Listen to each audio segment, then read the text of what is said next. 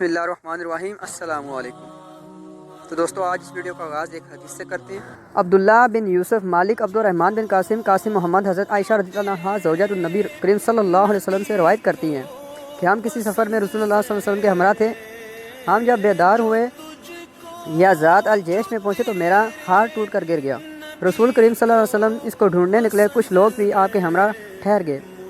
ڈھونڈتے ڈھونڈتے ایسے مقام پر جا پہنچے کہ اس مقام پر کہیں پانی نہ تھا، لہٰذا لوگوں نے حضرت ابو بکر صدیق سے شکایت کی اور ان کے پاس گئے اور کہا کہ آپ نہیں دیکھتے کہ حضرت عائشہ نے کیا کیا؟ رسول کریم صلی اللہ علیہ وسلم اور سب لوگوں کو ٹھہرا لیا جبکہ ان کے پاس پانی نہیں ہے۔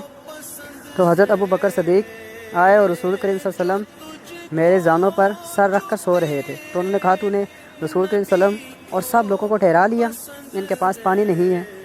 حضرت عائشہ کہتی ہیں کہ حضرت ابو بکر صدیق مجھ پر بہت غصہ ہوئے اور جو کچھ اللہ نے چاہا انہوں نے کہا اور اپنے ہاتھ سے میرے کو لہا اور میں کونچا دینے لگے۔ رسول کریم صلی اللہ علیہ وسلم نے میرے زانوں پر سر مبارک رکھے آرام فرما رہے تھے، اس وجہ سے میں حرکت نہ کر سکی۔ جب رسول کریم صلی اللہ علیہ وسلم بیدار ہوئے تو پانی نہ تھا، اس سے فرمائی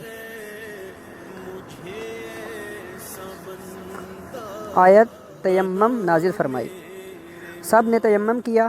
سعید بن حضیر نے کہا کہ اے آل ابو بکر، یہ تمہاری پہلی برکت نہیں ہے کہ جس سے مومنین فیض یاب ہوئے ہیں، بلکہ اس سے قبل بھی فیض پہنچ چکا ہے۔ حضرت عائشہ نے کہا، حضرت عائشہ رضی اللہ عنہا کہتی ہیں کہ جس اونٹ پر میں تھی اس کو ہٹایا تو اس کے نیچے سے ہار بھی مل گیا۔